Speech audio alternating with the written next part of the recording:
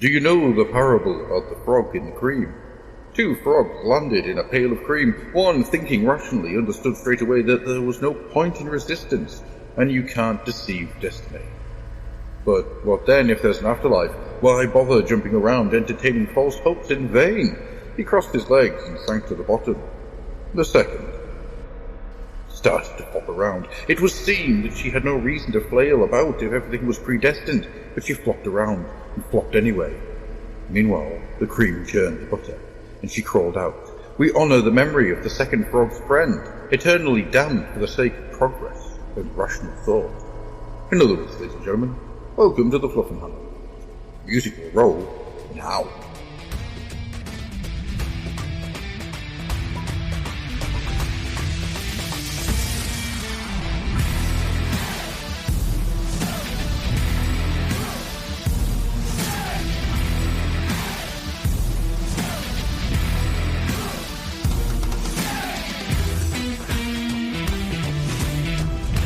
Good evening, ladies and gentlemen. Aha, the face of somebody who's just had to put up with one of my cold opens in person. I had no idea what the hell you were talking about.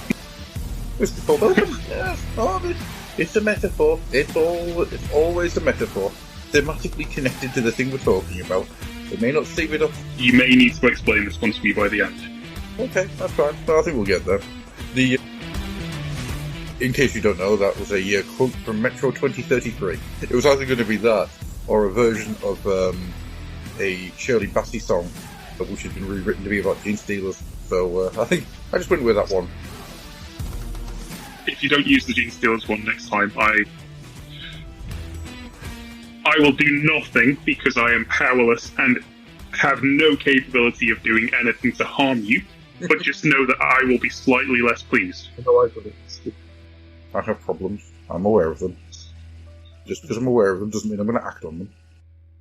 Anyhow, as always, I am Adam, and I am here not with Andy and George, for they are away doing their own things. I'm here with Statler, with Darren, with... How many names have you actually got on the Discord? Anyone who you speak to, but I'm mostly known by arsehole. Fairly sure I haven't got that name on my... I do have Vladimir Volinsky-Vloshkin, which is kind of a weird one to have. It's not a name that I've ever known as, at least not yet. Well, yeah, that's the genius about time travelling. People don't know exactly when things are going to happen. Don't be like me. Experience time in a non-linear form. It's much more interesting this way. Far more surprises.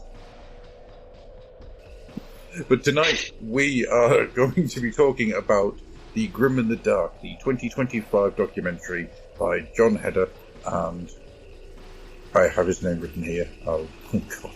It's a good start, and everything's just frozen. Marvellous. Daniel Lohman, directed by Daniel Lohman and starring John Heder, amongst a group of people. Now, I'm going to prefix this a little bit, because I think it's only fair to do so. We were given the opportunity to watch a review copy of this, and in the interests of fair play, in the interest of full disclosure, no money was given to us. We weren't given any favours other than the review copy, and the review copy was simply that, to review, which is what we're kind of going to do here. I have spent some time now in trying to work out what I'm going to do with it as a review. It was going to be a Sunday Musings at one point. I was going to write a review. I was going to do a video. I thought a couple of ways of doing this. But as this will go along, and you'll kind of understand, my original feelings on this were not entirely positive. Like me, when it's all horrible and wrong. There's a lot here that I kind of didn't want to just say without having some other things to be able to bridge it a little bit. And if I wrote a Sunday Musings, it would not have been a pleasant read. If I had done a podcast at the time, it probably wouldn't have been a very enjoyable listen. So, time's gone by now. It's been about a month since I watched it. So now, I think, is a good time to kind of get the review out there and discuss it. And open up to you guys at home as well, because if you guys have watched it, had the chance to watch it. Now it's on, I think it's now on general release, so it will be by the time you hear this. I'd be interested to see your thoughts on it, because a lot of people have been very positive about it, and that's good. I'm glad. I'm not going to lie. I'm going to be very honest about how I feel about it. And unfortunately, I'm not a fan. I didn't think it was very good. I think it was missing very large sections. But we will get to all that in a moment. Darren! The lead up to The Grim in the Dark coming out, it's one of those things that us lot in the Fluffenhammer Discord, which you should all be joining, by the way, we were all kind of... Even if I get a bit wonky sometimes. It's a stick. It says the word beaten on it. It's, take you to the beaten school. God, this is not allowed to use it anymore, Adam. We've been over this. Just because HR exists doesn't mean I have to listen to them. Just because the court say I should doesn't mean I can. So, the lead up to the Grim in the Dark coming out, we were all kind of... I think we were all very quietly hopeful about it. Yeah.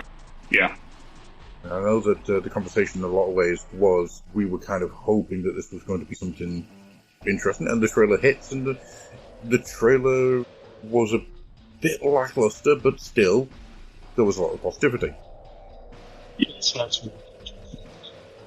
The documentary hit the same way trailer-wise as a Hollywood blockbuster, where they will throw all the big plot at you within like 3 minutes.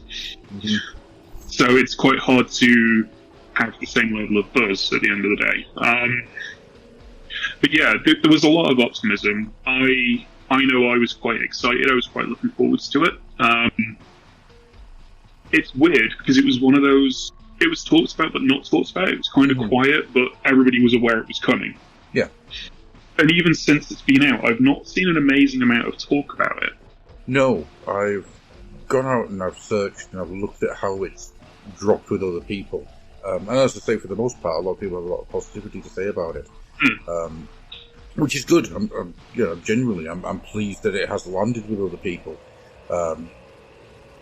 Brilliant, because at the end of the day, that's what these things need to be doing. Now, as I said, as we were talking about beforehand, one of the things I'm very concerned here is that I do not want to just be negative. I don't want to just give this a kicking, because that's unfair. I'm not a documentary maker. I don't make documentaries. I have never made a documentary as such. One of the many things that I want to do that I haven't got around to yet. Maybe one day. Maybe make a documentary about the making of this. That would be interesting. They went about this with all of the right intentions. Yes. Yeah. And they did something that nobody else in the community has ever done. And I think that, in of itself, needs to be spoken highly of, because Grimdark, as a concept, is... It's incredibly nebulous. It's almost indefinable by the nature of what it is. And some of the people that they interviewed kind of encapsulate just how goddamn nebulous it is. Like, for example, I mean, I will be honest, I hadn't heard of some of these people prior to this documentary. Anna Smith-Spark, the author they had in, I hadn't read anything by her, I hadn't heard of her. Twitter, so I don't really follow anybody on there anyway. So I did some digging. I did a bit of reading around. Apparently her books are considered quite grimdark by people. Yes. They also sound like they could be quite high fantasy, which I don't see as being grim or dark. So, as I say, straight away you've got the instant, it is different things to different people depending on what you want to frame it as. Yeah, and I think the really important parts here that we have to tentpole is that depending on the era that you've joined this community in this hobby, grimdark means a different thing to each generation. Absolutely. Whilst if you are somebody who is incredibly old, that has sore knees and has to take ibuprofen for their back most nights, then you are going to be remembering the Ian Miller, John Blanche, all that stuff that was there in 3rd edition. And to a lesser extent, someone like Paul Bonner, who was more cartoony. Yeah. But then... Absolutely.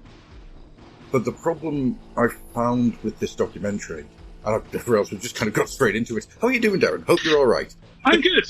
How are you? Nervous. taking lots of medication for my back at the moment because I am old enough to remember when third ed was grim and dark. Me too, man. Me too. I am also slowly but surely entering the dusty grave. So one of the biggest failings I found for the documentary is that it doesn't have a clear path to describe or explore what it's talking about.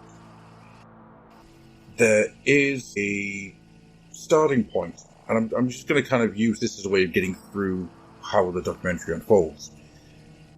It has a starting point of John Heder, Napoleon Dynamite himself, who is on a dramatized phone call with a friend because his son is wanting to get into tabletop games. And one of the things that kind of sets me off, and this is a me thing, I am honestly going to sit back and say this is an absolutely me thing. One of the things that is said during that dramatization is that he doesn't want to get into Dungeons and Dragons because he hasn't got the time or the energy to learn it. Not a good starting point. Kind of relatable, though. Like, I mean, I've been in this hobby since I was like, I don't know, 8, 6, something like that, since I was a kid. And as somebody who has no children, who is in his 40s, I don't really have time to keep on top of it. No. So I can... That comment, while I get your point, it's very relatable for somebody who has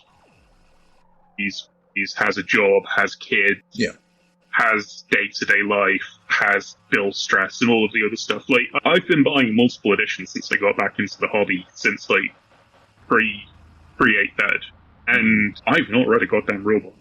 I couldn't tell you how to play any of these games that I own, because every time I sit down to root one, my phone pings, and there's a family emergency, or my wife's just like, oh, there's this thing that I want to watch. Okay, dear, fine, whatever. So, yeah, like, I fully get the framing of, I don't want to get into something that's going to take time. On the flip side, I get fully where you're coming from, because it is an instant, oh, you don't want to spend time on this thing that you're doing with your child.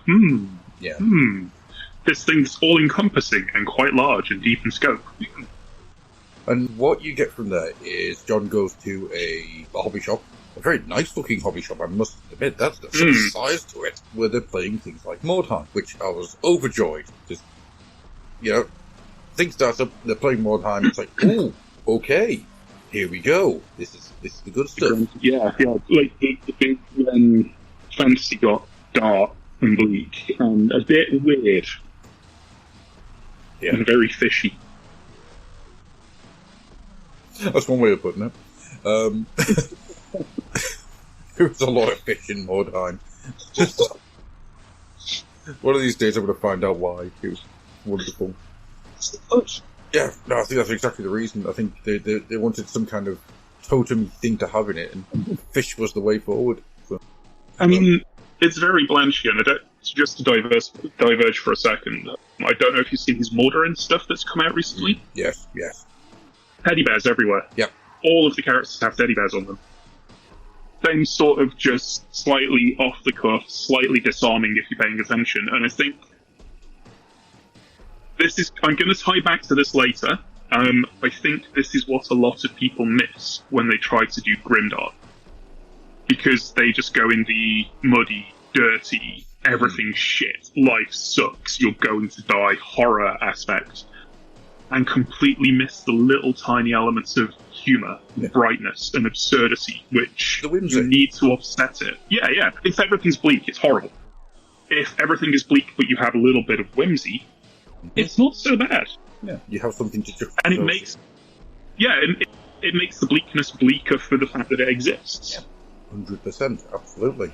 And it's one of those things that Warhammer and the various other satellite games and franchises have managed to do really well. Mutant Chronicles is another one that I always pick up as going, that does it right. That absolutely does it right. By having that kind of small amount of amusement in there, you can create both horrendous experiences, but also give your audience a chuckle. You have to have brevity, or else everyone gets fed up. Absolutely. Again, just spinning off a moment, because my mind's kind of latched onto this. It's like a diorama one, where I've got It's 120 scale machine and Krieger. It's all very horror, not really horror, but even stuff. It's a cyber diver trying to hack into a captured AI robot, which could go ballistic at any second. And I've managed to track down an obscure figurine made for the range by a third-party sculptor called Frying Pan Man. And the whole point behind it is it's one of the engineers who doesn't really give a shit about the fact that his life's on the line if the cyber diver screws up. He's more interested in feeding himself in the background. And it's just those little background moments of humanity and normalness that I think is needed in these really intense, horrible scenarios sometimes, just to make you go, that's kind of funny. It's one of the reasons why something like Necropolis or Tournament is always going to call to me over Trench Crusade, because there is so much of the silly in with the horror, and that's exactly what sings to me. And it actually ties into one of the things I was going to get into here, is that this documentary is advertised as being grimdark, the Search for John Blanche. And it begins with John talking about wanting to learn about tabletops. And he looks at board games and starts talking to people about tabletop stuff. And those two things, whilst they are connected, creates a disconnect by being two very separate journeys. John Blanche is a person who is involved in all of these things. So you're not searching for John Blanche, you're learning about this. Brilliant. Okay, cool. Let's go into that. From there, though, he then learns about the grimdark movement. He goes to talk to various other people. And what we get is a scattershot approach to him trying to work out what grimdark is. Getting different answers, which is absolutely bang on the money, because you need to be getting different answers. But they're not focusing on any one aspect of it. Is it an art style? Is it a tabletop game? Is it a movement? My wife watched it with me, and by the 20-25 minute mark, she was lost. Importantly, why it actually matters, why you should care about it.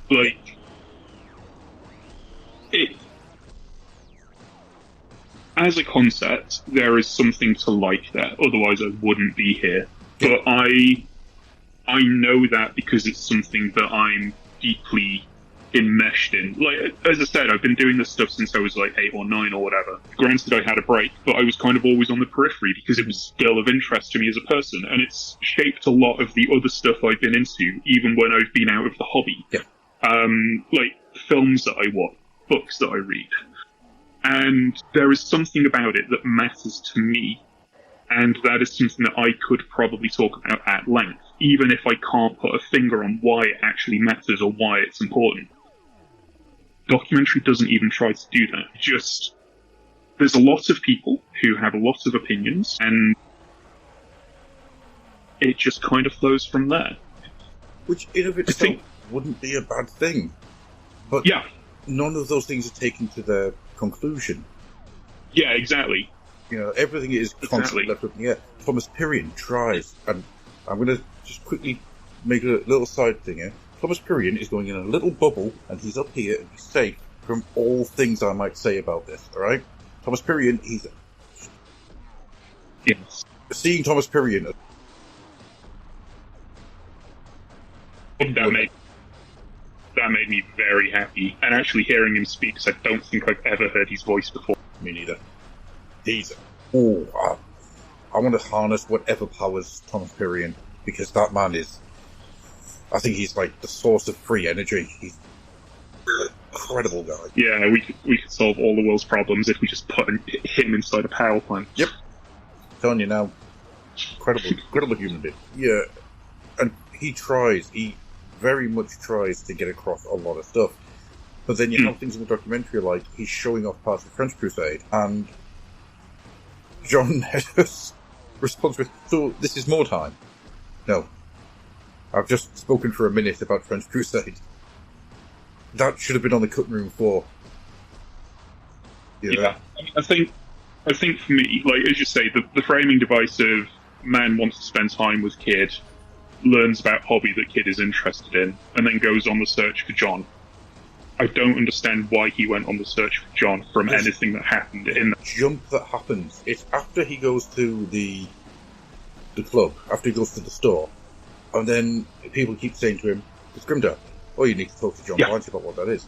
And that would be fine, but you need the connective tissue. Why is wanting to learn to play something with your children turned into this? Like, what? Yeah, why do you need to know what Grimdark is to play a game? Yeah. Like, I could quite literally tomorrow go and play a game of Mordheim and not know what Grimdark is and still have a hell of a time, because it's a hell of a game. Yeah, absolutely. And not engage with the setting, not engage with anything else, just enjoy the aspects of playing a game with a bunch of people. And I'll be honest, back when I played actively, a lot of the time, even as deeply into the whole thing as I was, a lot of it was just me and a bunch of mates having a few beers, having a bunch of sugar, because, sweets were flowing because we were in our early 20s. God, I miss those days. Just having a laugh while getting incredibly high off Starburst Juicers. There's always green Tic Tacs for me. So I always played skating, so I use my green Tic Tacs for my warp tokens. You say it's clever, then you get massively high off all the sugar. For us, it was Starburst Juicers and Lizard Fuel, if you remember that. Bright pink banana flavour Lizard Fuel. Yep. Oh, God, I miss that stuff. So I'm having weird flashbacks to the days of Mad Dog 2020. I don't understand why. Anyhow, where's that idea in my mad mind and flavour in my mouth? Yes, documentary. So we get this jump. Then he goes to Europe and starts talking to various people from there. And then he goes to Britain and starts talking to various people from there. And what happens throughout these entire sequences of meeting up with people and trying to learn from them what Grimdark is? You have these weird tonal shifts that keep happening all the way throughout. So I don't know if this is this a serious documentary? Is this him being light-hearted about it? Is this him wanting to learn, or is it him kind of going, this is a bit weird? Is it Louis Theroux meeting somebody interesting, or is it Louis Theroux meeting someone to wind them up? Which one is it? When he meets Jesper Kidd, or... It was an old travel documentary called An Idiot Abroad, starring Carl Pilkington, who basically went around the world and acted like a British idiot. Yes. And asked loads of dumb questions. So, is it that? Is it Louis Theroux? Is it... Yeah, the tone of it shifts so much through this second part of the documentary that I kind of often find myself trying to work out what's going on. But here's the thing that really I want to get into. And don't worry, we do have positive things to say as well, but I want to get through all these bits first, because these are the bits that I can't stop thinking about, so I need to get these brain thoughts out of my head before my head blows up. What we've seen by now is a couple of miniatures of Mordheim, a couple of miniatures that people have made. We've got, strangely, and through absolutely no disrespect by this, strangely, we're now focusing on Doom 1409 as a game that is Grimdark, which was a really weird one. Just, there's nothing wrong with 1409, it's a really good game. But why? Yeah, where did that come from? Yeah. I think for me, that's the moment that I realised that I had no idea who the audience for this was. Yeah. Like, is it aimed at people like me that know all this stuff and would see a game that I've heard of and be a bit more interested in it? Is it people that have no idea? But then why mention games that are barely on the periphery of people that are deep in the hobby already? Yeah. It's hard to get the target audience. Yeah, it is. French Crusade gets a mention, but it's not really explored in any depth. Why is the game that they're playing not French Crusade? Why is the game they're playing not Turnip? There are a load of games out there they've got a massive fandom behind them. And the only thing I can think of is that for whatever reason, the people who make these games didn't want to be involved for some reason. But Thomas Pirion was in there. So it baffles me. Absolutely baffles me. And you're absolutely right. Because at this point, I can't, as somebody who's been in this hobby now since 1980, don't know who this is for. It's not for me. It's absolutely not for me. And my wife was watching it, who isn't involved in any of this outside of enjoying the Felix and Gottschalk audiobooks, which we have listened to a whole lot of times. She was lost because there wasn't enough of a base foundation for her to have understanding from. So my wife isn't into the hobby. She enjoys it. I enjoy it. She's peripherally aware of it because of me. She understands concepts of grimdark. She understands concepts. She understands what 40k is and stuff. She is into a lot of pretty bleak and dark stuff. Like, she's into My Mind Has Gone Blank. Mangaka like Junji Ito, and she's a huge fan of Berserk. Mm-hmm. So she's not alien to the concept. She's not alien to the setting. I put her down to watch it, and within about half an hour, she turned it off. Mm-hmm. Which tells me that it's not for people outside of the hobby either, who might be vaguely interested. So then it begs the question of who is it for? And the only thing I can think, which I can't find any evidence of, because I can't find any evidence that it was shown at anything, is film festival goers. Yeah, no, that's very much my feeling on it as well. Now, I'm not saying that that's correct, but that's what it feels like. Yeah. Because, I mean, the only person that I know off the top of my head who has a lot of positive things to say about it is my brother. My brother really enjoyed it. But he, I think, enjoyed it as, this is the thing I had on in the background whilst I was painting. So, okay, that's fine. It's something that was made to be skipped through when you're on Amazon looking for something that you actually want to watch. Really? That seems like a weird thing to kind of do. And I see a lot of people who are reviewing it and talking about it in incredibly positive ways. But at no point have I seen anyone do any kind of breakdown of why they liked it, which I... Views I've seen so far, I've only seen one, which is Jordan Sorcerer's. Yeah. And the thing that stuck out to me was he doesn't specifically talk about substance. He talks about the audio. He talks about videography. He talks about how it's quite an interesting subject, but he doesn't talk directly on the documentary, which I think that's telling. Yeah, I think so. Like, I don't think they've created something bad. I just think it's a bit, to quote John in the documentary, a bit of a grubby mess. Yeah, I'd agree.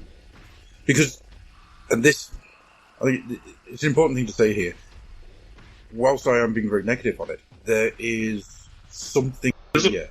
There is a kernel at the very centre of it, because otherwise we wouldn't be having this conversation. If it was just bad... So, to bring back my wife for a moment, as I say, I put my...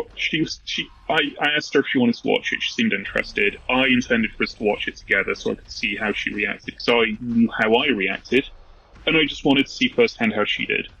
She actually watched it while I was upstairs doing some painting or something. So she came up and she let me know, and we had a chat about it, and just like, cool, let me show you the last half hour.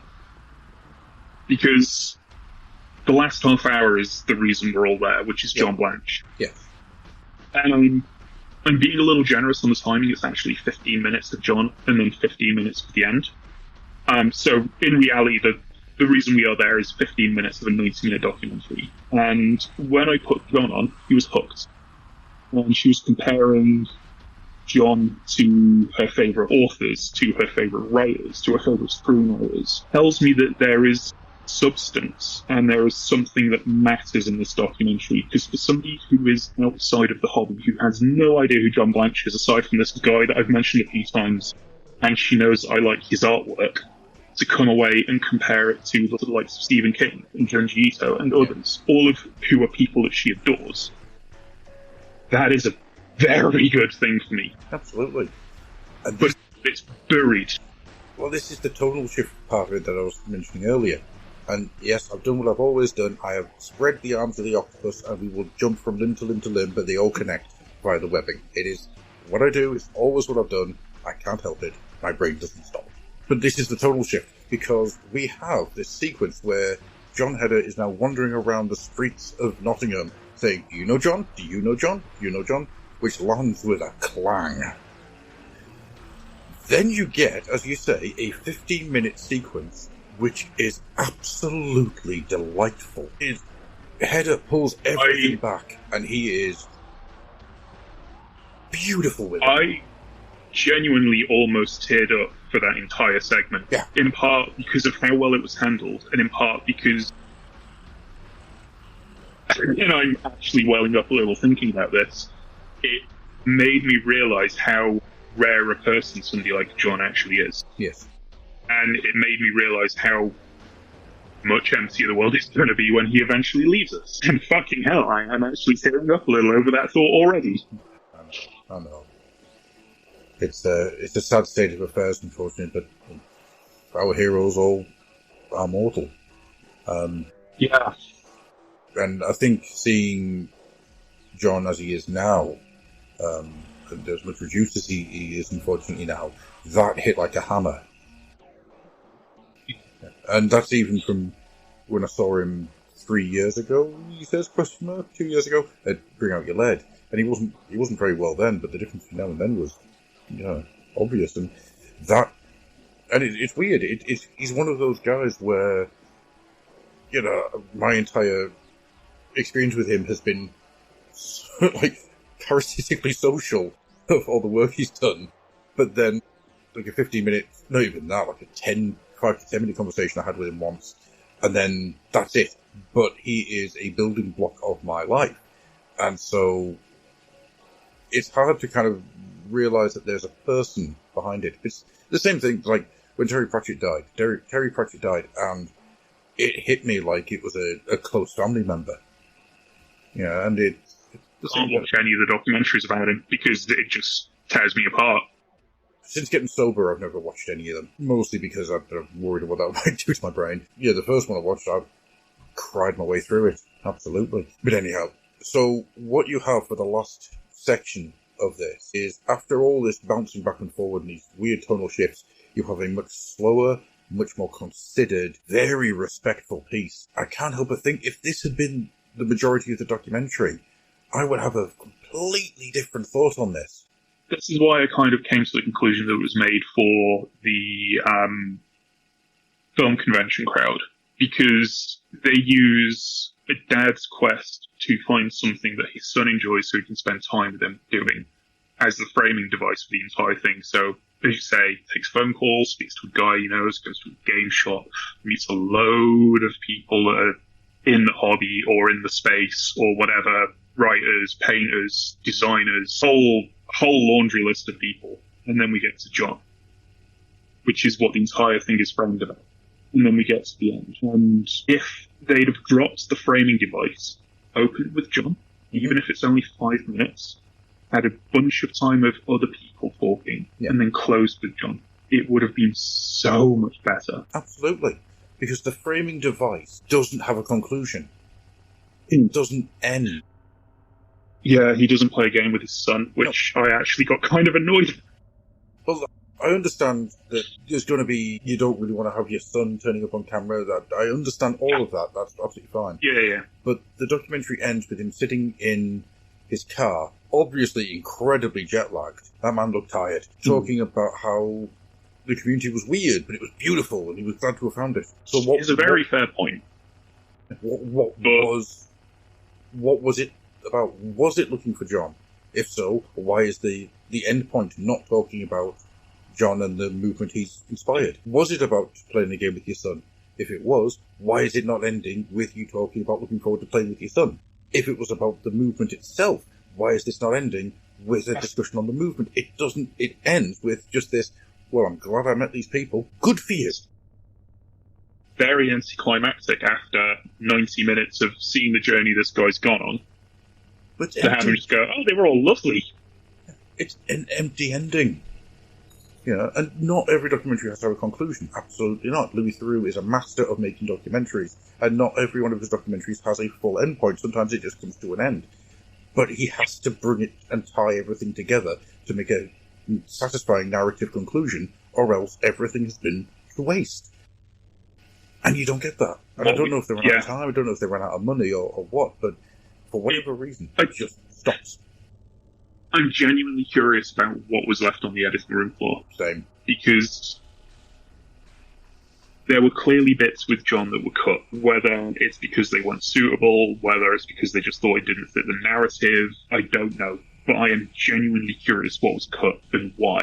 Because I think some decisions were made somewhere down the line in terms of what was and wasn't going to make the cut, which could have changed how we both feel about how this documentary ended. Very much so. Very much so. You know, if this comes out on Blu-ray and it has like 3-4 hours of extra footage and it has stuff of John Heder playing games done, you know, the entire game being filmed, I might change how my feelings are on it. But at the end of the day, this is a product. And this is a product which exists to be sold. And I don't think it's worth the money that it has for. Because it's not anything. Yeah, it goes nowhere and says very little, while saying it does a lot of what my management at work do, which is they speak lots and they say little. Yeah. And that is in no way a disparaging comment on the guests and the people that they've got on, because every single person, when they are talking to the camera, they have an interesting thing to say. They have stories, they have thoughts, they have opinions to pass over, and those bits in and of themselves are absolutely fine. But as a whole, nothing holds together. I understand that there is going to be a limited discussion about Games Workshop as a whole, but the fact that the only person who gets into what begins the entire Games Workshop grimdark movement is Matty Knuckles, a man, by the way, who deserves a trophy because he is absolutely fantastic human being. Love him to bits. I would like to have him stuffed and placed on my mantelpiece. We've got a restraining order for that, and you know this with being over it. Come on, you're not allowed to talk about this stuff. But Matty Knuckles gets into, very, very briefly, I take my hat off to the man for trying his best to get into it, of the political landscape that birthed Games Workshop and the Warhammer. Yeah. I think that's the key thing that it's missing. Like, Games Workshop didn't invent grimdark in isolation. Again, John Blanche himself references in the grimdark for the first line in There Is Only War, the tagline that started the entire thing. But it's not the tagline that started it, it's the tagline that cemented it as something, rather than just a bunch of disparate ideas and thoughts and settings and fights against reality and anger and rage and what life... Like, I mean, I was born in the 80s, so I've got no idea what life was like in the 70s beyond second-hand knowledge from my siblings. Mm-hmm. But I get the impression it was not a pleasant place to be in the UK.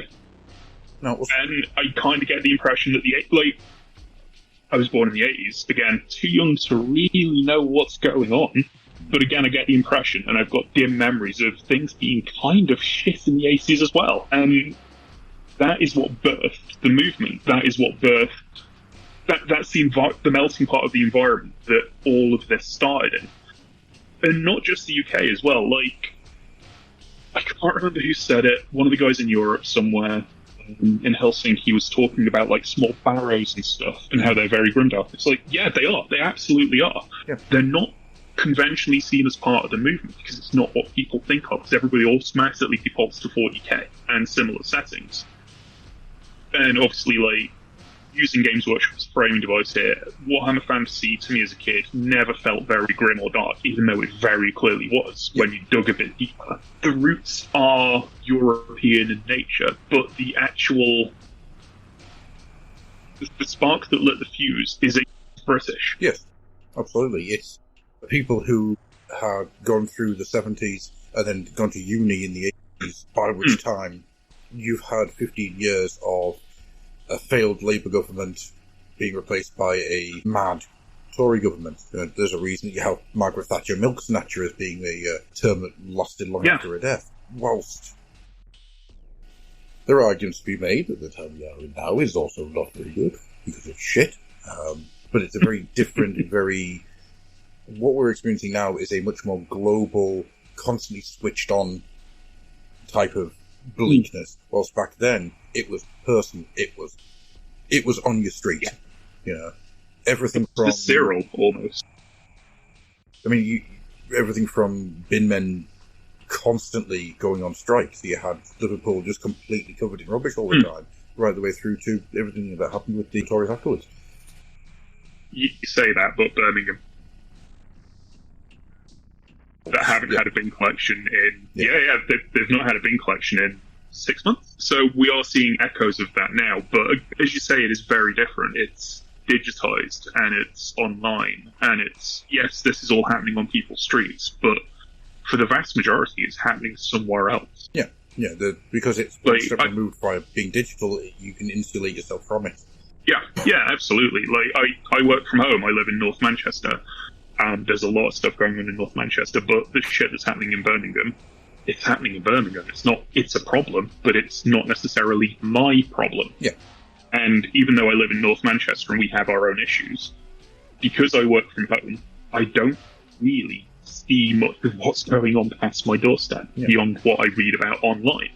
So I have the firewall between me and this information, so I can be quite disconnected and disassociated from it. And I think that's the key difference now to the 70s and 80s, where people worked in, like every job was in person, and people had to go out, people had to cross their doorsteps every day, and everybody was isolated and in their little small community pockets, and like the only stuff you're aware of at a larger scale was what you read in the newspapers or what you heard on the radio or on the news on TV or whatever.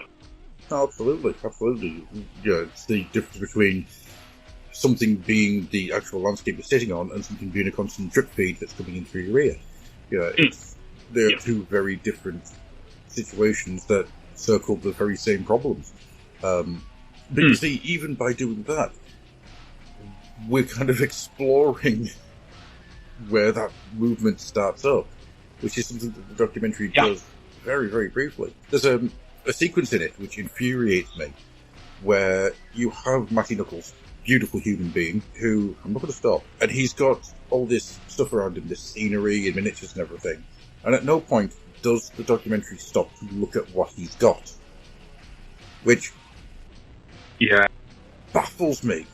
Because are we talking about John Blanche the person? If so, why are we not getting into the conversation about John Blanche the person? Are we talking about his involvement and the start of the Grimdark? If so, why are we not seeing more than the same three pictures again and again and again? Why are we talking about how it became a tabletop phenomenon?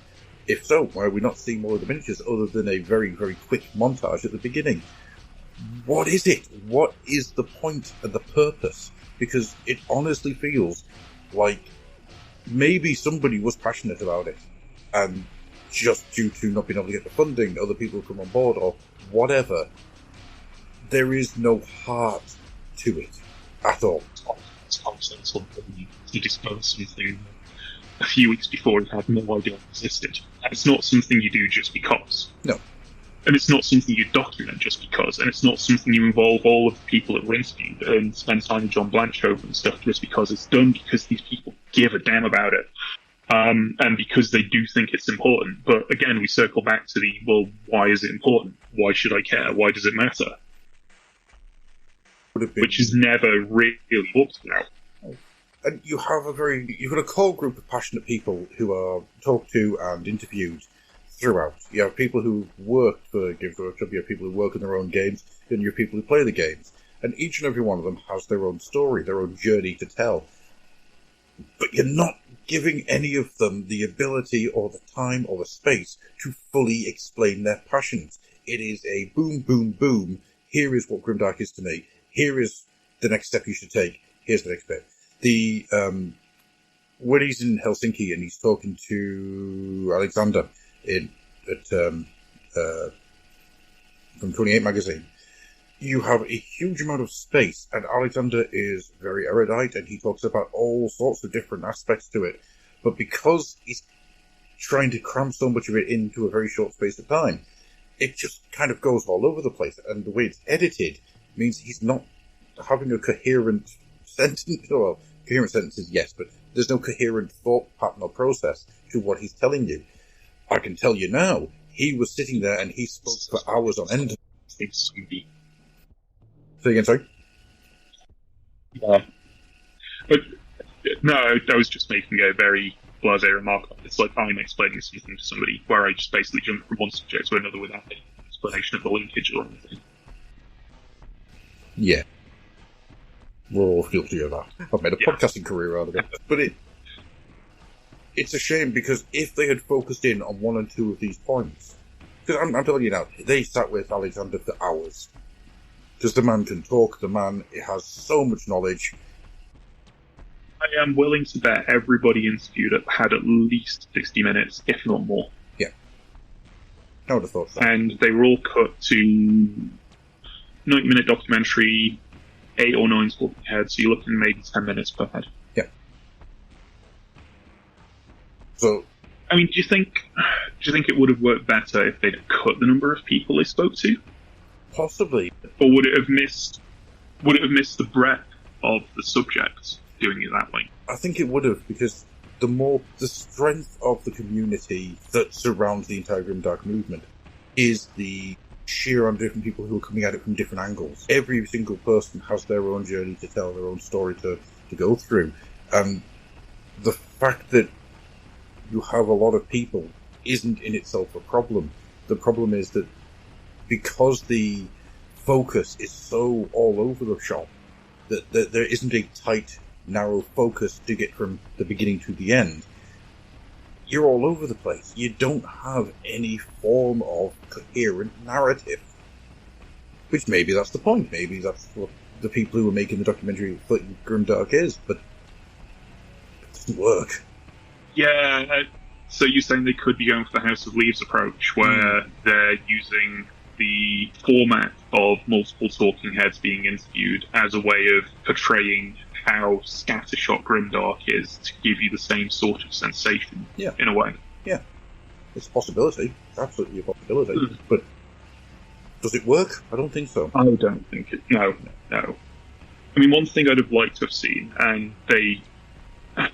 considering the thought I'm having that maybe they didn't have the time they needed to cover the subjects in the detail that it warranted, would have been more talking about the roots of the movement. Like, as we say, there's clearly European aspects to it. Like, there's the barrows in Helsinki, there's the Gothic architecture of various European countries that make up. I mean, hell, just look at most 40k artwork. It's Gothic architecture coming out your arse. It's everywhere. There's obviously, like, the 70s punk movement, the anti-establishment movements in the UK in the 80s, all of the stuff like Judge Dredd. There's another point. At no point through the documentary is 2000 AD mentioned. Yeah, that was actually a bit of a crime as far as I was concerned. Like, it's such an obvious anchor point. Yeah, it really is. Maybe, once again, they didn't have the time, they didn't have the ability to get people on to talk about those things. I don't know. I truly don't. It's one of those things I would love to find out more information. Yeah. But I think by the time this comes out, nobody involved in that documentary is going to want to talk to me. I don't know. I mean, we have been kind of critical, but it's... I don't think it's how to frame this. We're being critical, but it's coming from a place of respect. Like, I love I love the fact that they've done this. I love the fact that this is a thing that now exists, because at no point in my life did I ever think anybody would try and make a documentary about this stupidly absurd hobby of mine. This movement of art and craft and storytelling and madness that I've built my life around in some respect. And the fact that this exists is a huge deal as far as I'm concerned. The fact that I don't particularly enjoy it is a me issue more than a them issue. But as somebody that doesn't necessarily enjoy it, you kind of want to get out why you don't enjoy it. Because A, you want to know that you're not the only one that's having these thoughts. Because God knows that's quite lonely otherwise. And you also just... you want them to try it again almost? And maybe... or at least come back and say, yeah, we missed the boat. Here's what actually happened. Or here's what we're going to try this. Like, it's not even like I want them to redeem themselves. You know, they're their own people. They probably don't give a shit about what I think. God knows I don't give a shit about what I think most of the time. And I wouldn't blame them if they didn't. Like, one of the things that I kind of had in the back of my mind while watching it is, as somebody in this community, as somebody in this space, I don't recognise some of these people that they're interviewing. And by that token, me critiquing the work they've done, they don't know who I am and why my opinion is. I'm just some bloke. I've done nothing to contribute to the hobby. I'm literally just some bloke from Manchester that's just watched a documentary and went, yeah, it's not really for me, is it? But I think it's important. I think in a lot of ways it's important to make sure that there is a conversation happening. Yeah. The fact that this exists is a good thing. 100% is a good thing. We have a bedrock now. It has made the jump from some absolutely, frankly, amazing YouTube documentary makers. There's a guy whose name I've completely forgotten, and I'd really feel bad about that, who has got a ton of John Blanche interviews and documentaries and things. Yeah, that stuff's absolutely incredible. Film Deck? Yes. He's interviewed a lot. Yeah, he's interviewed a lot of XGW staff as well, and I wish I had more time to keep up with his content, because, oh my god, there is so much. The guy is phenomenal. He gets it right every time. Absolutely brilliant. But it's made that jump now into, here is an actual thing, a documentary which is going to be available to rent, to buy. Yeah, it exists. You can't... Yeah, like, the fact that this is now a tangible thing that exists, that can't be denied, that might slip into somebody else's hands that happens to watch it and go, I'm curious about what this is. That's a huge deal. Like, we were having a bit of a chat in the Discord earlier about the DK books that have been recently coming out. Oh, yeah. Where clearly it's a Halo sale for Games Workshop. They are bringing people into the hobby. I don't understand how that works, because I don't personally see DK books as being a thing that I will think and go, I know, I will go out and buy a DK book today. I don't know what it's going to be at. Ooh, Warhammer, what is this? Again, I am not that book's audience, generally. Many people aren't. Many people might be. I know there are things that exist in schools, in libraries, and God knows what else. So I get that they are now being placed in a place front and centre where members of the public who may never have seen this will see this and go, oh, what's that? And this documentary does the exact same thing. And other people may enjoy it, they may not, but it's at least going to make them ask some questions. Absolutely. And what I'm hoping it comes from this is people start to spark a conversation about what they like, dislike, but also what they would like to see going forward. Yeah. Because that's the interesting part for me personally, is I want to see you guys out there talking amongst yourselves and talking to us and talking to your friends what this means, what this could be going forward, because we now have a springboard. We now have a barometer with which to start recording where these things can go. It's the first time in history that that's happened. You know, we've never had a Games Workshop documentary. The best it's always been, there's always been either stuff on Warhammer TV, which doesn't count because that's made by the company, or the occasional Channel 4 report. The odd news headline or appearing in the background of a game, TV show, film, whatever. So many more times than you realise. Gotcha. Like, I can't remember which Facebook group it was in. I think it was one of the Alien ones, where somebody just happens to pull up a random screenshot of a scene from a specific film. Can't tell you which film offhand. It wasn't an Alien film, sadly. Where somebody's kid is reading a magazine, and it's White Dwarf, and it's just like, hell. My favourite one was it was a BBC comedy series. It was set as a documentary, and it was about teenagers in rural towns. Can't think what it was called now, but there's an episode where one of the guys is like getting really. I think he's trying to sell drugs to some kids. But they instead start selling him their Warhammer stuff. And then the next time you see him, he's still got all of the stuff, but he's like deep into it, and he's playing 8th edition Fantasy Battle. And I know that because of the rules that they're talking about. Which is absolutely loved it. Flips the whole plastic crack on its head, doesn't it? Absolutely. It's so good. It's such a great little sequence. I was crying.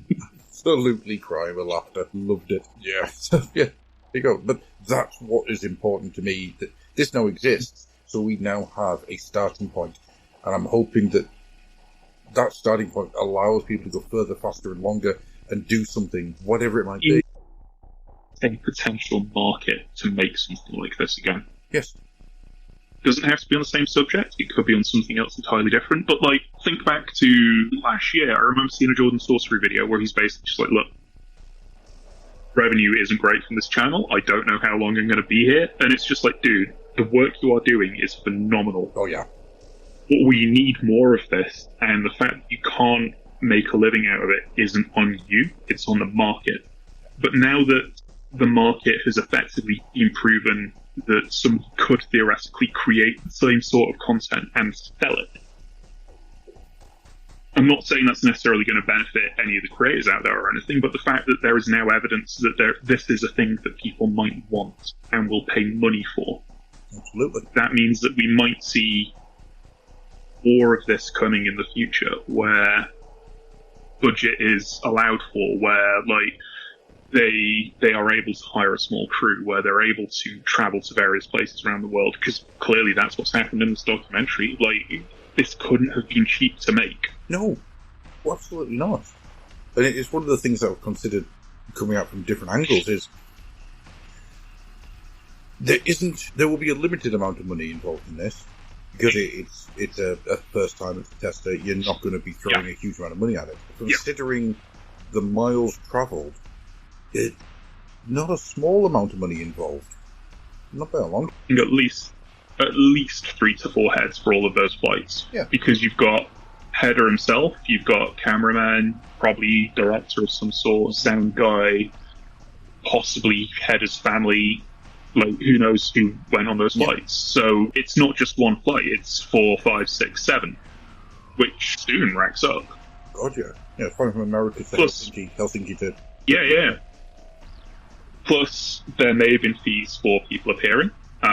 There may not have been. That's never really talked about, and fair play for not mentioning it, because it's not really anybody's business. But at the same time, people will want compensating for their time to some degree. Not always, but sometimes people do want compensating. And maybe that was a factor of who was talked to. Maybe they couldn't justify the budget to bring in some of the other names that they might have wanted to bring in. But maybe now they know that there is potentially a market there. If they do a sequel to this, or another version of this about another aspect of the hobby, maybe we'll start seeing those faces. The fact that there's no Andy Chambers, there's no Jervis Johnson, I understand that you're never going to get Ian Miller. That's just not going to happen. Yeah. But, these people have a voice in the journey of John Blanche, and the voice in the journey of the Grimdark movement. As a subject for the movement, would you want to include Games Workshop that much? While they're pivotal, I would not the company. Fully understand. Yeah, but even potentially those that work for them, I kind of understand the desire to steer away, because you don't want to hands on table. I have a lot of time for Games Workshop. Yes, they act in ways that the community will sometimes find anti-consumer.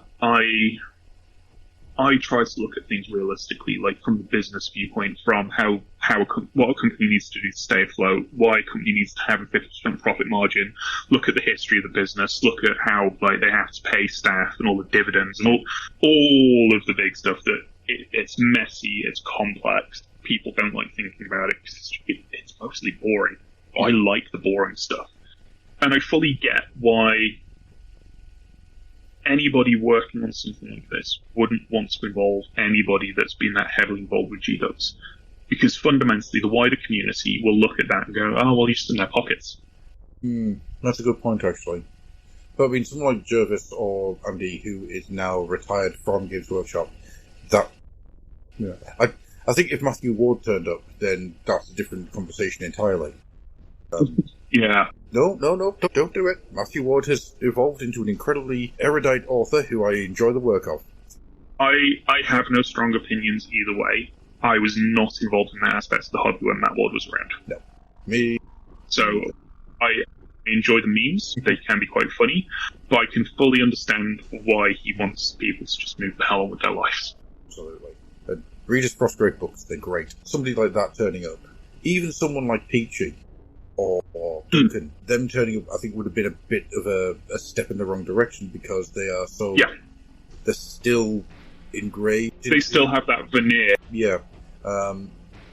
while someone like Andy Chambers or James Johnson or a whole host of other names, Wayne Reynolds, you get these people to talk about what they see from the movement, what they see from the art design. And then I understand why they didn't show a lot of John's Games Workshop art. I understand that. But there is no excuse for the fact that they didn't get in and show more than the same 3 pictures. I realise I've just jumped topics there, but it's all connected to the same thing. That was the biggest tragedy for me. Like, John is an artist first and foremost. Yes, he is the quote-unquote grandfather of the movement, father of the movement, whatever you want to call it. I would argue that it's more complex than that, as we've kind of already circled around. Like, it was a nebulous bunch of ideas coalesced into what we have, and he was part of it. But everybody considers Blanche to be the man behind it all. I mean, you've got the whole Blanchitsu movement, which is a whole... I mean, the conversation kind of related. I like the fact that John called that out the same way that I thought about it in the documentary, by saying, I look at them and that they're trying to do what I do, and I'll be honest, it's a bit of a scruffy mess. Mm-hmm. And I get it, because while I like the look of that stuff, they kind of missed the point. No. But that's kind of by the by. Where was I going with my point? Yeah, so John is like the main driving force behind the movement, as far as many people are concerned. So to interview him was great. To not show his art, barring a handful of pieces, that was tragedy. Yeah. You've now got a... He has so many of his non-GW pieces that you can then show throughout. Yeah. Why are you not doing that? Why are you not getting into... Why are you not getting artists who have tried to emulate his style to talk about that art style? This, I think, is my biggest problem with the documentary as a whole. The missed potential that it has far outweighs what it's able to show. Yeah, I mean, they definitely shot for the moon and missed. I don't quite know if they hit the stars or not, but they definitely missed the moon. They hit a comet. Yeah.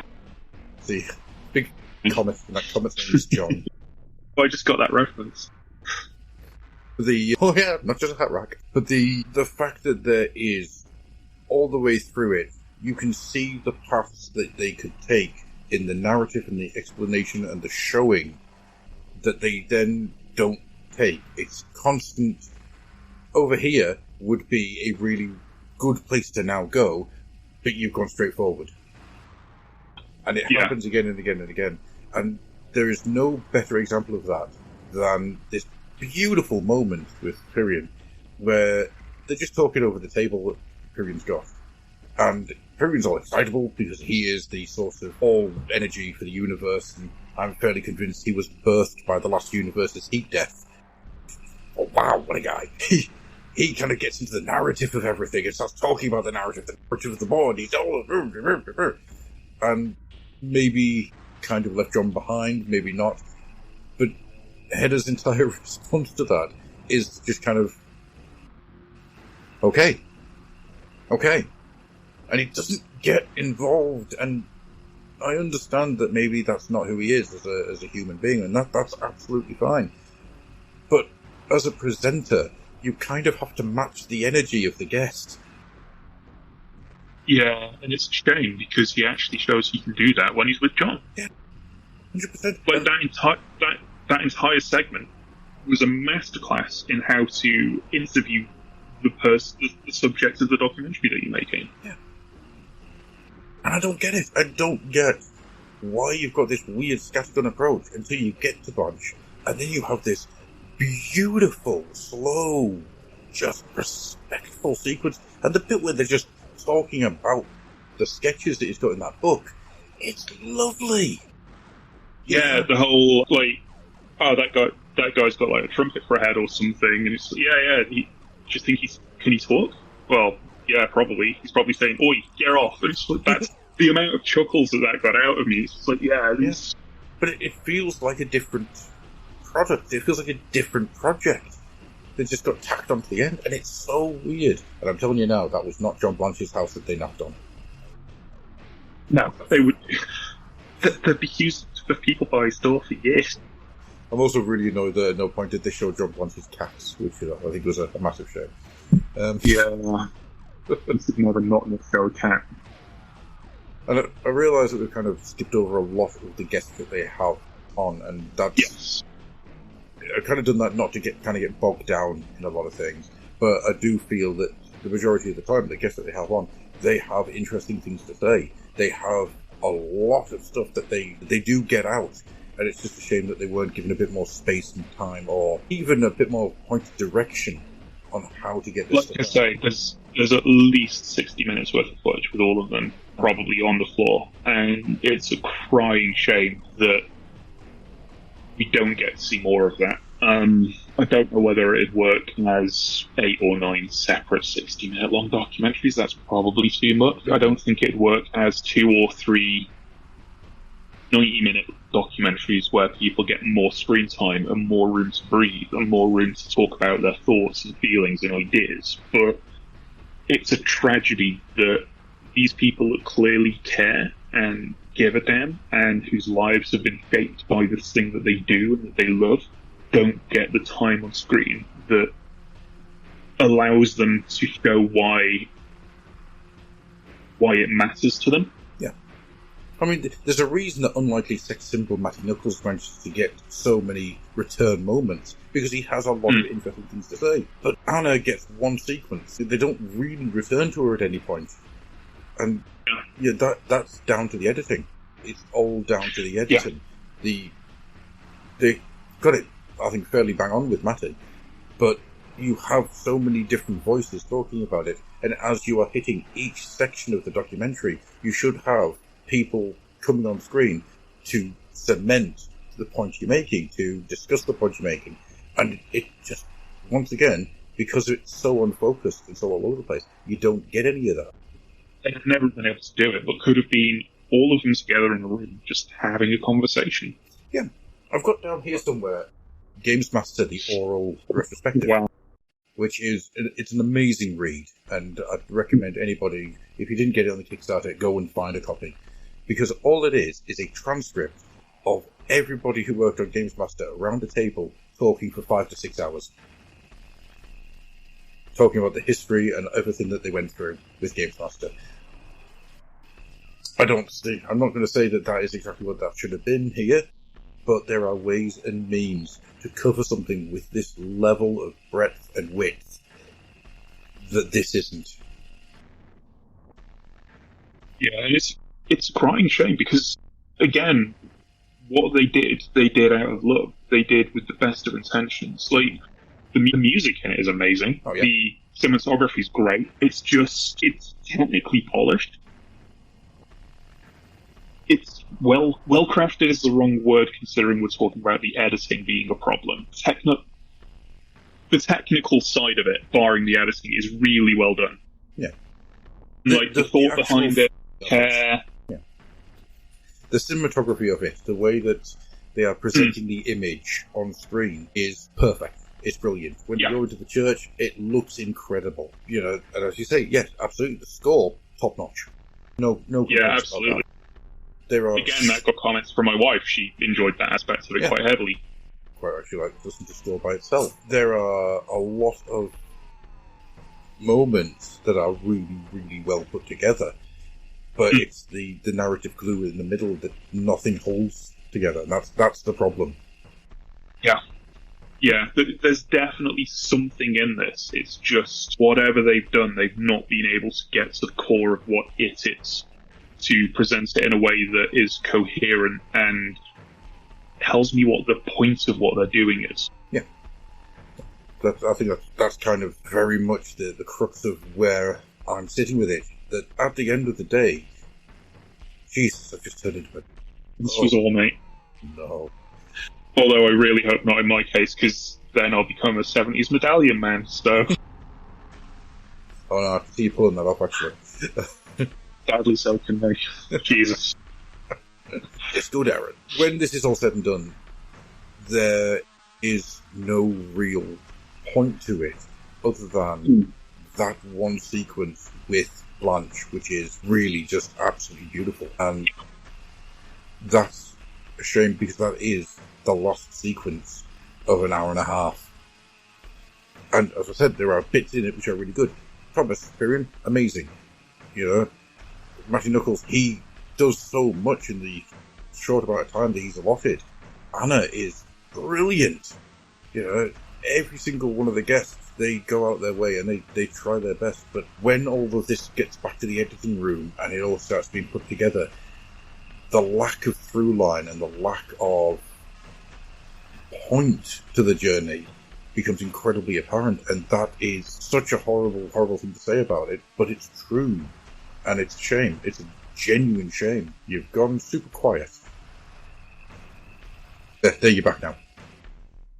I keep kind of mentally circling around the head. This is clearly a labour of love for the people behind it. And I just wished I knew where in the process the decisions were made that...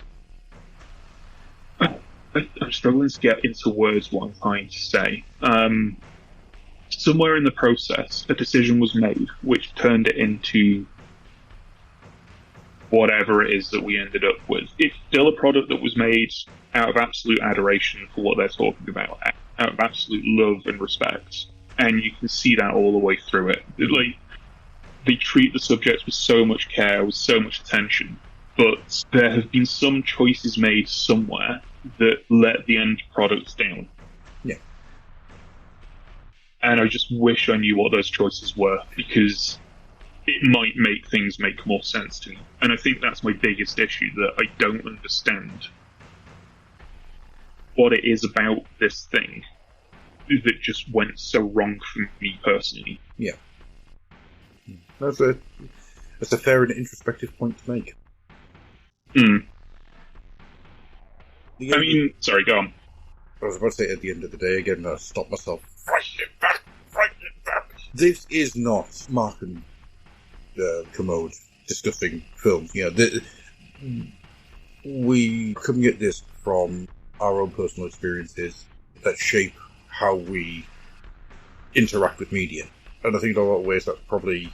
Me and Darren have a very similar journey with the Grimdark and all the parts of tabletop hobby that are influencing how we interact with this and the way that it interacts with us. And it says something that I haven't been able to leave this alone since I watched it. It's not been something that I've watched and gone, well, that was terrible, I'm never going to think about it again. It has lodged itself into my brain, and I've spent a lot of time considering it from a lot of different angles. Chewing her ear off over this, because I just needed to try and understand where I fell off with it. Like, any work that you do as a person is created with who you are as a person, framing everything about it. Your intent, your interests, and similarly, that piece of work will be viewed by people who, again, will frame it personally, which is why I said it earlier, but I think this is a me problem, that I don't enjoy it, but I don't know, and that's why I said at the start that this is the kind of thing that I think is important to talk about, why something didn't work, or why something isn't as flamingly positive as it could have been. Yeah. So that you don't feel quite so isolated in that thought of, maybe it's just me, maybe I'm the problem here. No. But at the same time, maybe it's just me. Like, I admit I didn't look too hard. It came out on the 12th, I think? Yeah. 12th of September. So I spent a couple of days that weekend skimming Facebook, skimming a few forums. I couldn't really see many people talking about it. Where it was mentioned, I put some of my thoughts down. People didn't necessarily respond to them. I don't expect them to. In some of the discords I mentioned, I quite often just go unnoticed anyway, unless I'm talking directly at somebody. So it's fine. I'm kind of used to just saying stuff and just nobody responding. But I've not seen anybody directly talk about it one way or the other, and that actually saddens me more. Yeah. Like, I've seen it mentioned as this has come out. Has anybody seen it? And I've seen Jordan Sorcerer's video, and I've seen the guys behind it promote it in a few spaces, and I've seen a few Facebook groups talking about it very, very briefly as this is out, and then nothing has been said. Yeah. And that's actually really saddening. Yeah. Yeah. I do not want this to sink without a trace. I want there to be a discussion. I want there to be a point where people can talk about what went right, what went wrong, because it's incredibly important that this is the first time this piece of media exists. Anybody who listens to this, and I don't know if people will, but you better come on the Discord, the Fluffenhammer Discord, join the Fluffenhammer group. You will find me quite readily in both places. Call me out if I'm wrong. Please, tell me where I've missed, from the thing that I've missed, because I genuinely wanted this to be an absolute flaming success. I was so excited when this came out, because it's the first thing of its kind in our space. I'm not disappointed that it's not. I'm still happy it is a thing that it exists. But about all I can say about it is that it is a thing that exists that I have seen. Yeah. And that's not to say there's nothing positive about it, because there is. And it's not to say there's nothing negative about it, because there is. It's left me feeling almost blank, but in a way where I need to talk about this. Mm-hmm. No, I get it. I get it. I just want somebody to come and say, no, mate, you're a dickhead. This is what you've missed. And then I'll rewatch it with that view and go, no, they were right. It is amazing. It is the best thing I've ever seen. It's almost like, was this made just for the people who were in it? I don't know, because the director doesn't seem to be that involved anywhere with the communities. John obviously isn't. There's one of the team behind it might have been the producer, is one of the guys from 28 Mag. Yeah. Or is involved in 28 Mag. And I wonder if that's where some of it comes from, because, I skim 28 Mag. I don't read magazines that often. I barely have time to read it the best of times. So, even though I'm subbed to, White Dwarf, I give it a skim. And then it just goes in the pile to be read at some point in the future. And it's the same with, 28 Mag. And there's some beautiful pieces in 28 Mag. And there's some beautiful artwork, some beautiful stories. But in some ways, it is just a bunch of people sharing the stuff they care about. And that is kind of what this is too. Okay. It's a bunch of people talking about a thing they care about, which in of itself is great. But why should I care about that thing?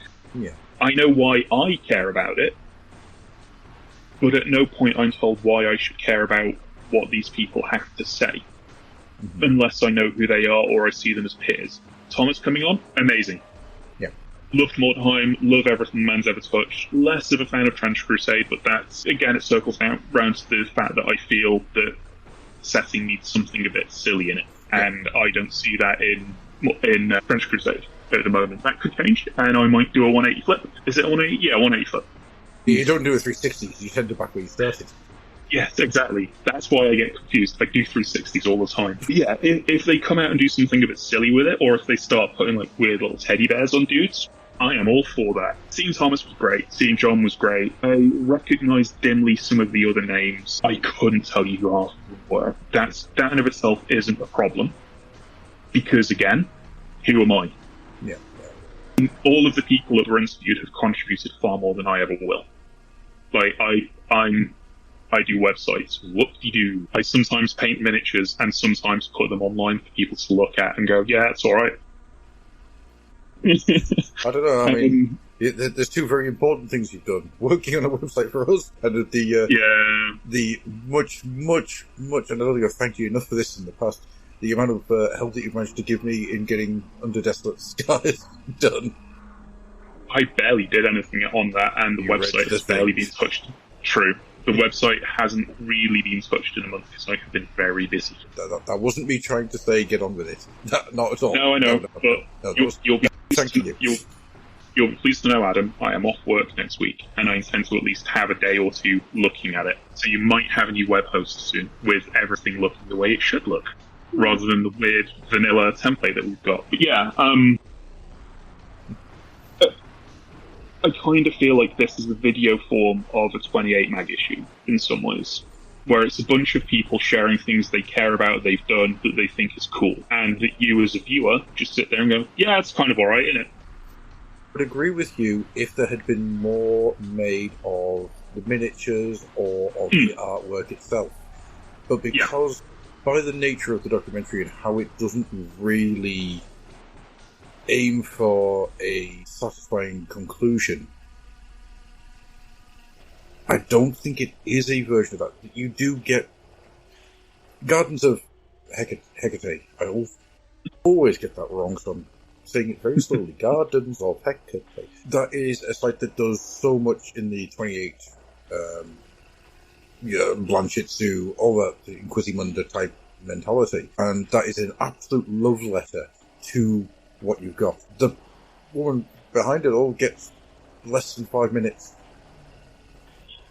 And you have the ability there, you're in contact with her, you have the ability to, even if it's can you send us some footage of your stuff, to have, when someone's talking, sweeping diorama and vistas and...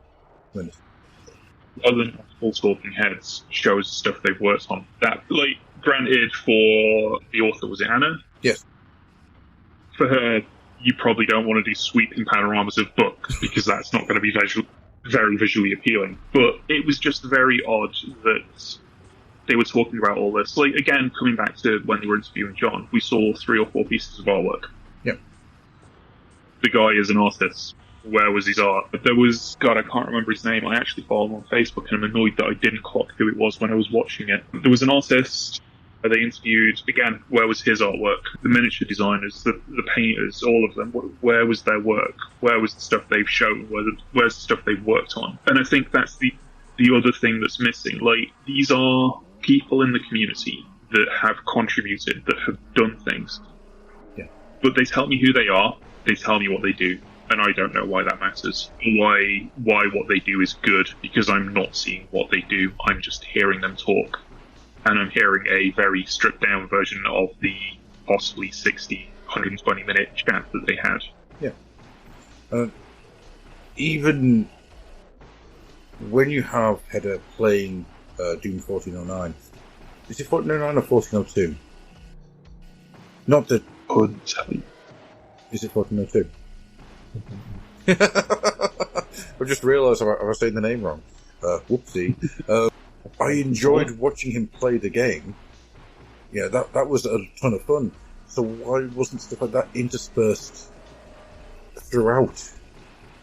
You know? 1419. See, 1-0. Whoops. Well done, Adam. Never pretended it. It's 1490 Doom, not Doom 1409. Okay. 1419.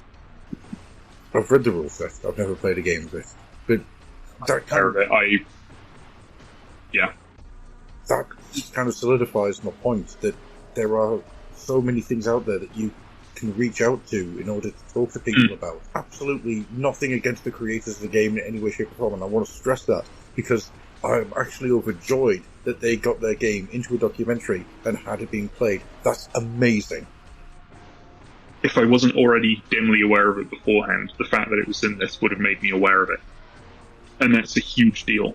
That is a huge deal. You can't get that kind of promotion normally. No, and that's incredible to me. So, massively well done to them. And they're probably in the area, and that's probably why they were local, so they were able to get contacted easily, and that makes a lot of sense. But why there was none of the other games?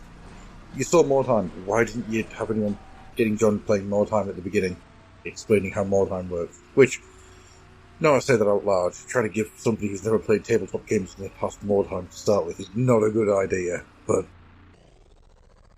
Yeah.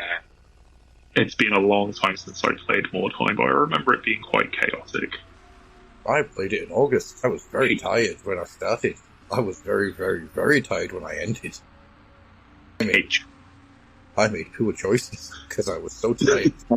That's describing every tabletop war game that I have ever played. Just poor choices. Describing my life. I was very tired, so I made poor choices.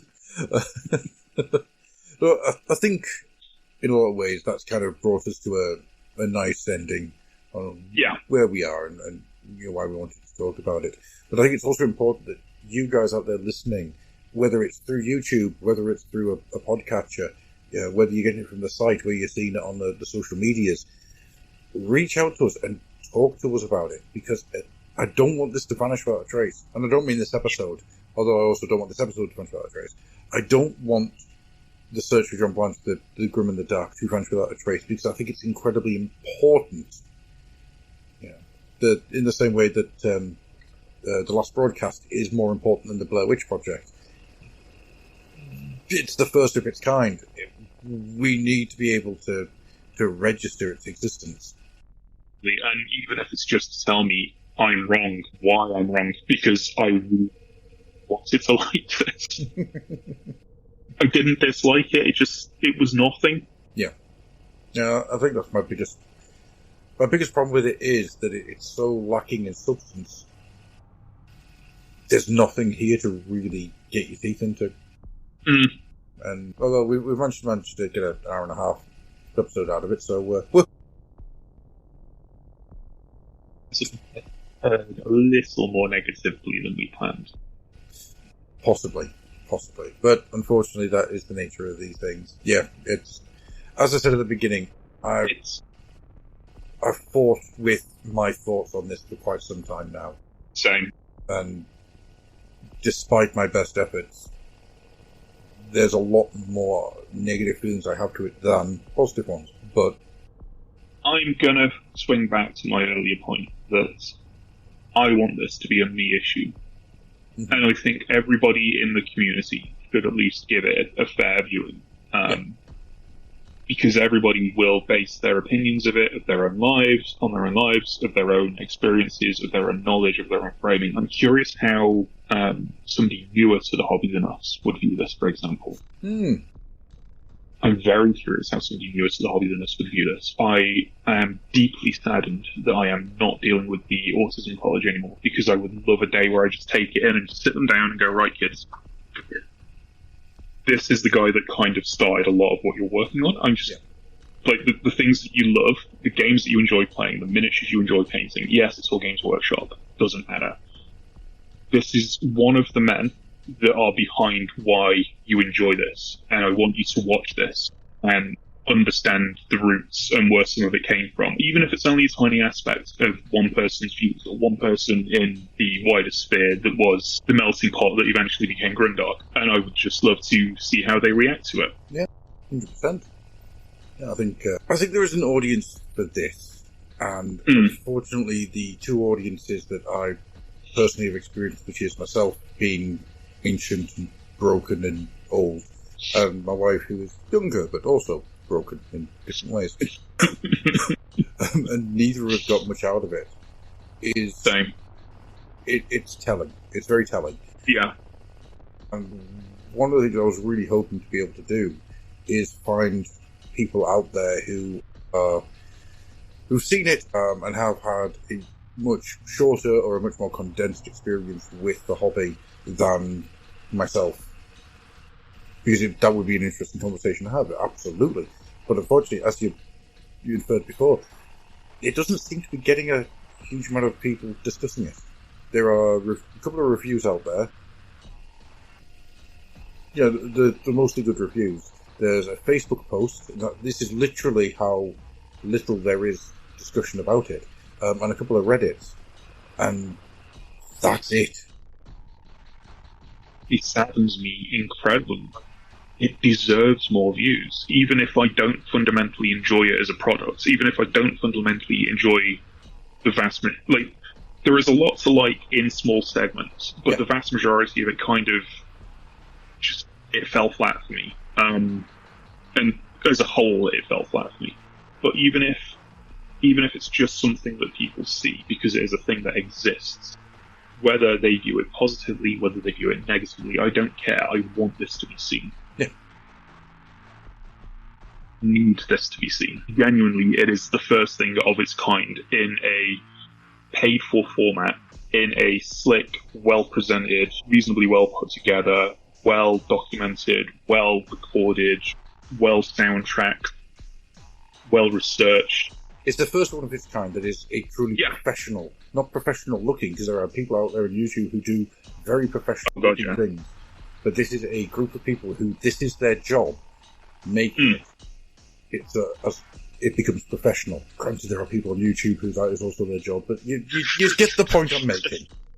Difference between somebody doing it on YouTube out of the back bedroom and a bunch of people that are paid by studios to do this. Exactly. Yeah, this was made. It starts off in LA. It is a professional documentary, an American one at that, which is, in a lot of ways, that's kind of bizarre that it takes an American to make a documentary about Blanche.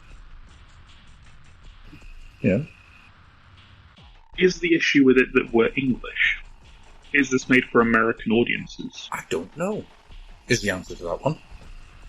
You've blindsided me with that one, because that's a very interesting thought. It's a thought that I've been having a lot lately because it's very related to a lot of things that are going on in work, where we are slowly becoming quite Americanized, and we are having American ways of working enforced on us, which I'm not going to get into that 'cause it's work. But I think that's where the thought has come from. The second you said it was made by a bunch of guys from LA, it's just like, they made it for their audience, and that's the issue. Maybe. That is a very, very good point to make, in all honesty, and one I hadn't considered. Okay. Well done, that man. I'll see you next time for part 2 of this. Yeah, I've got another hour and a half's worth of talking to do about this now that I've just suddenly had that revelation. You might be onto something there, in all honesty, because it's the only thing that because, like, again, we come back to the argument of everything you create is shaped by who you are, and that includes your nationality, because your nationality is as meaningless as nationality is for the most part, because it's just raw look where you're born. You are still shaped by your environment, and that includes television you watch, documentaries you saw as a kid, the cartoons you grew up with, the cereal you ate, the music you listen to, and every country's content, every country's media is distinctive. Yes, there is an argument to be made that over the last 20 years, a lot of British media is becoming more Americanized over time. But as somebody who has grown up with American media, the creator of this documentary would be creating something with that in their DNA versus to us. And I think that might be where we start to trip up. Because we've gone into this going, cool, they're going to talk about John Blanche, they're going to talk about the history of Brindart, we're going to see, like, Judge Dredd and all this other stuff that none of that's there. Yeah, because the difference between Thatcherite Britain and Reaganomics is night and day in a lot of ways. I mean, they're two sides of the same coin. Yeah. But the way it is displayed in society is a very different experience. And this is probably something we should talk about another point, and I would be more than happy to do so, but, like, interacting with the American side of the hobby, where they have a very different outlook to it to a lot of the British side, where they are hyper-competitive more so than we are, where they don't get the subtle satire that's always existed and still exists in the setting, where, I mean, I'm not saying every Brit does, not all of us do, we're not all media literate over here, God knows I barely am. But I do wonder if there is a framing where, because this is made... I mean, is the guy from 28 Mag behind it also American? I'd need to look into this. No, I don't think he is. But then how much input did he have? I don't know, but when a documentary is made, the crew on the ground are the ones who are directing it. The director, cameraman, they are the people who are directing it. By that point, the producer will always be very hands-off. Agreed. So that does give a very different framing and reference point because of the world they grew up in, and therefore the world they're creating it for. I would be deeply curious to see an American's take on this. Yeah, no, me too. If you are American, please get in contact. I will not say bad things to you, I promise. We just want to talk. Let me in your house. Maybe touch your face a little bit and stroke your beard if you have one. Just want to sit on your knees so you can tell me all about how you felt about this. Promise to not lick your face. Hello. I'm British. Let me in your window. Potty. Got some sausage rolls. Start bagging sausage rolls on the window. Let me in. Let me in. Can I tell you about our Lord and Saviour, Mr. Blobby? Oh, not Mr. Bobby. Yeah. Fluffy, fluffy, fluffy. Make it stop. You're Canadian, that's okay, I'll come in. You're safe. That's like the idea of like turning up in somewhere in New Mexico with a sausage roll and a pot of tea. Hello, hello. Why do you sound like Mrs. Doubtfire? I don't know. This bit's got away from you quite quickly, dear. Core blimey. Core blimey, go. There's your chimney needs sweeping. That's not a euphemism. I'm gonna start calling you Dick Van Dyke if you're not careful. This entire situation is not sexual at all.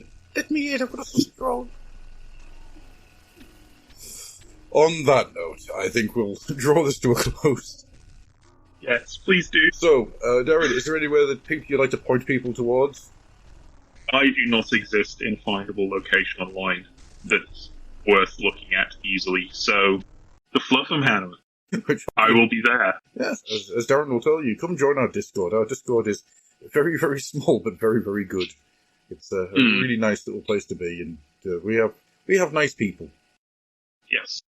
It's full of nice people, and that's always the important thing. We also have Facebook, we have Blue Sky, we have Instagram, we've got all those things. Just search for Fluffenhammer, you'll be able to find us. But most importantly, we have a website where I put things up every day. I have done for 7 years. I do it to myself. I know I do. But I can't stop now. We also have a Patreon where me and long-suffering fluffer David has to put up with my bullshit as we go through every week a article from the publication history of our hobby. This could be anything from something from White Dwarf, which it usually is, but this week we recorded Dungeons and Dragons and Nerds, the Nerds crossover, the sweets, yes, the sweets, crossover with Dungeons and Dragons, and we get right into the weeds about the amazing adventure that, oh, it's a thing. There's a full Dungeons and Dragons Nerds adventure. It's because I need to hear more, because oh my god. There's Mr. Honeycutt, he's a werebadger. It's great. It's genuinely great. I love it. We've also covered Dance Steps for Space Hulk, which was in Dragon Magazine, where you play as Space Marines dancing to distract the Gene Stealers. I find amazing stuff. I want to say this is completely okay. Okay, sorry. So horrible while playing. So there's all the different places you can come find us. Come join us if you are indeed still listening to anything that we're saying. So, with all that being said, we will get out of here. Thank you very much, Darren, for joining me in this little adventure. And thank you guys for joining us, if indeed you ever did. Bye-bye.